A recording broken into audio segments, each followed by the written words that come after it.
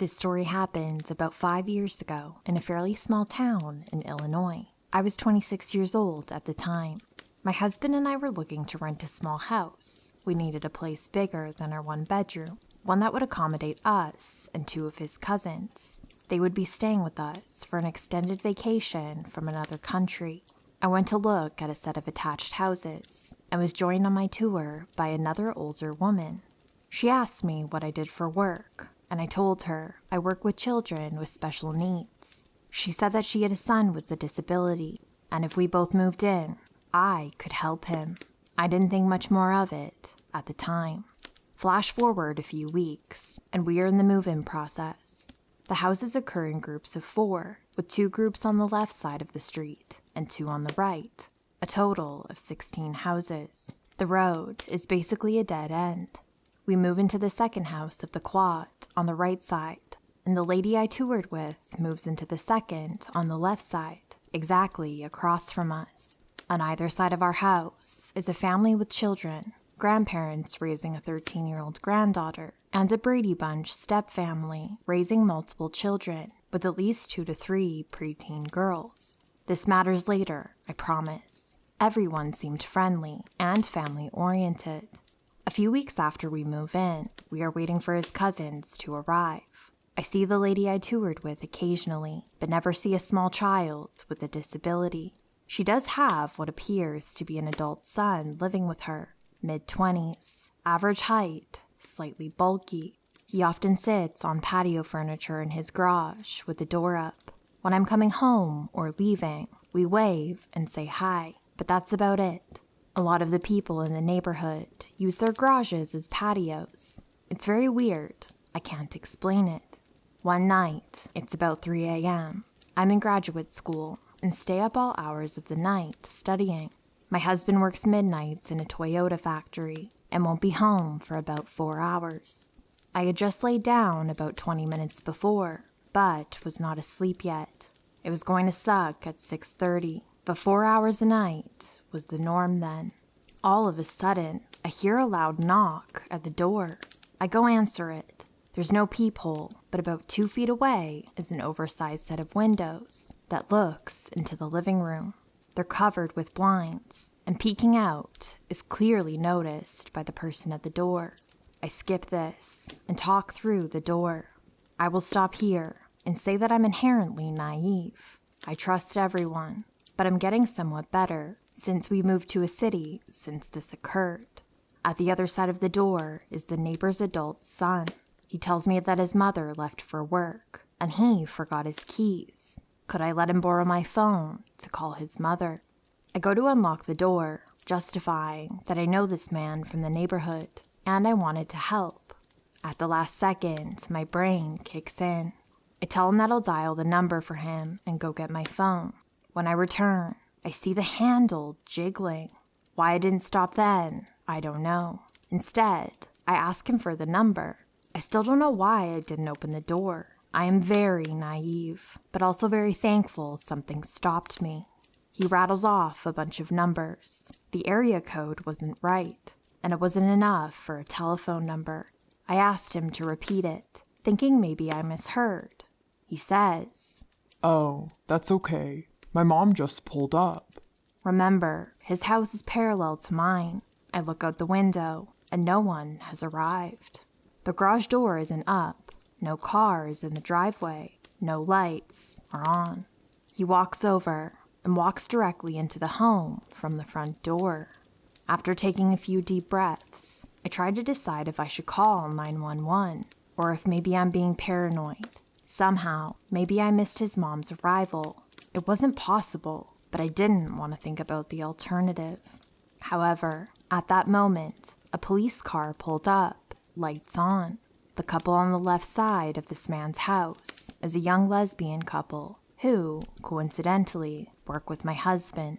They come out to meet the police. I also go out, thinking I can at least ask him to follow up once whatever he was called for was resolved.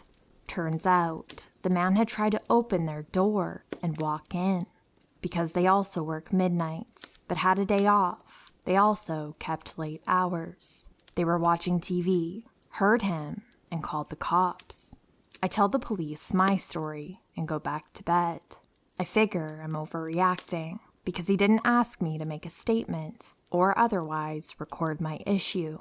More of a, "I'll check this all out, little ladies," thing. The next day, I'm talking to the grandmother of the 13-year-old and the mother with multiple kids that live on either side of me. Apparently, he watched their daughters playing outside and even asked one of them to come over and sit on his lap in the garage.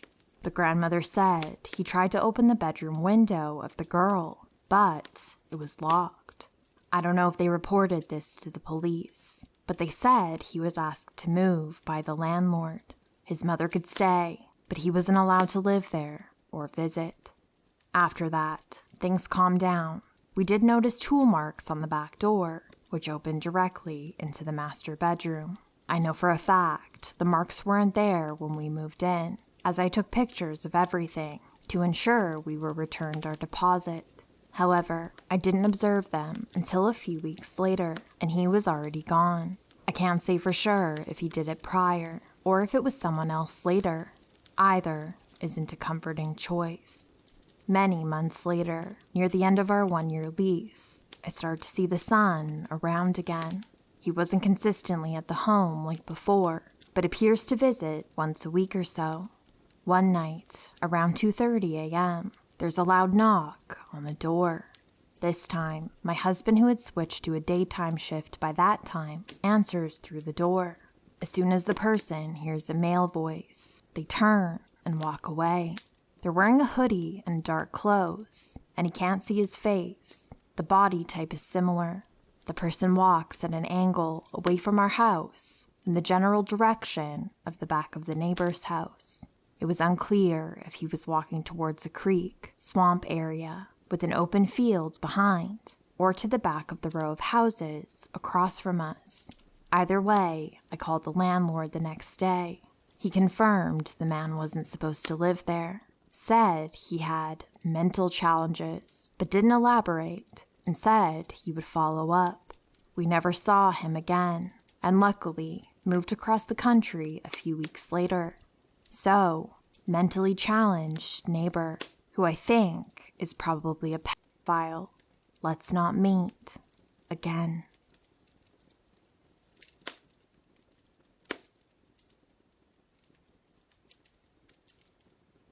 I've lived in northern Texas for the majority of my life, and if you've spent time here, you know that spring and autumn will produce the most beautiful weather for the area. This was roughly 6 years ago, so I was at the ripe age of 21. At the time, I was desperately looking for a better job, other than the shitty bartending position I held. This was due to the fact I worked in a bar next to an aged courthouse, which employed some of the sleaziest lawyers I've ever encountered, one of which offered me a crisp $100 bill to strip and prove I had no tattoos, a tale for another time. Anyway, the house I lived in, I shared with an elderly couple and 2 roommates. There was a fair amount of age to the house, as it was built in the 60s, but was situated in the middle of the property, unlike the newer houses that had been built. The room I occupied was not entirely visible from the street. At most, if you were facing the house, you would only be able to detect a glow from the ceiling light against the neighboring house if the shades weren't drawn. This would be relevant later. On one of my free nights, I was pursuing some of the shady free streaming sites and looking for some sort of HBO or Showtime show I could delve into. The window was open to enjoy the cleansing and cool breeze, while the lights were off to take in the ambiance of whatever ridiculous show I was watching. I was possibly about an episode and a half in and immersed into the show, while I was sitting on a wooden desk chair up on 2 legs, similar to how Judd Nelson does in The Breakfast Club. A sudden exhale followed by a dreamlike, "What you doing?" shocked and startled me, nearly to the point of dropping completely backwards onto the floor. Being submerged in my comfort zone left me without a response. The guy had his elbows perched atop the outer sill, with the heel of his hand resting against his cheek like a teenager in love. Through the darkness and the mesh of the screen, there weren't many features I could easily detect. His hair was dark and cut down nearly to a buzz cut, and he wore a black tank, like those you get in those Hanes 3-pack undershirts. I did notice his skin was thoroughly sun-marked with different tan lines running down the lengths of his arms. Just breaths after he asked his query, he followed with, I was looking for John. I know him from the restaurant, and he's supposed to give me a ride. He might have a joint for me, too. I like dope. Do you like dope? At this point, I was scrambling for the door. I assumed he was looking for one of my roommates. As far as I know, John was a line cook at a local restaurant and was gone for the majority of the 4 months I stayed in the house. There were seldom instances I saw him, and I never knew his actual name. Everyone just called him John. As I threw open the door, I heard a final, Hey, where you going? as I rushed to warn the elderly couple that there was someone lurking around the house. By the time I returned into the room, I flipped the light switch to discover saliva marks webbing themselves across the mesh of the screen. The guy was nowhere to be seen. Needless to say, I'm wary to look at a window to see a face looking back in my direction. Also, if you're curious, I did eventually ask John and described him to see if he knew who he was. He hadn't a single clue of who that could have been.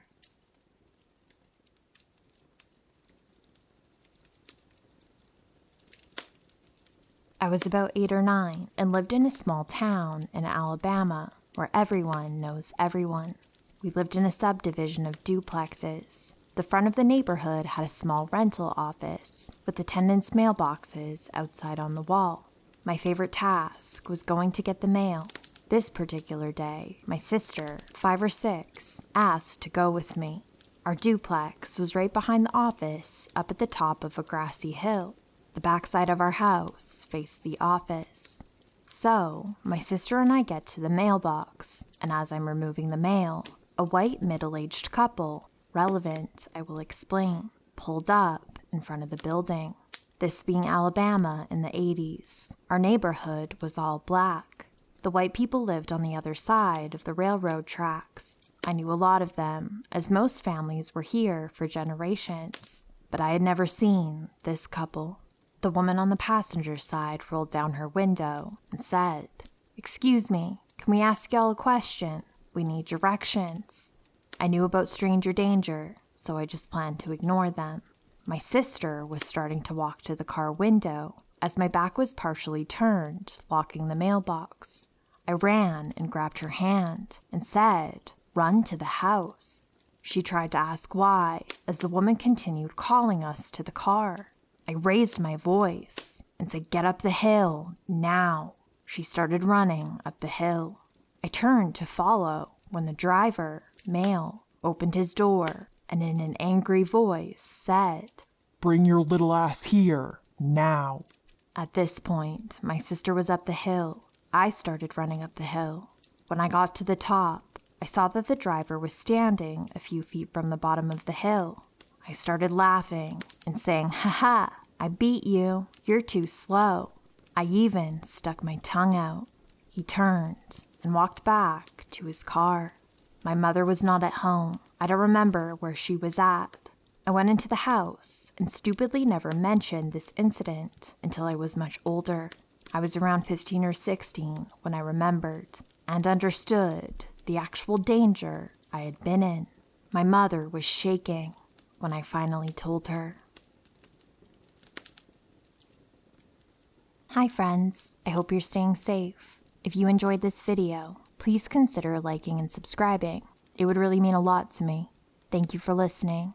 Sweet dreams.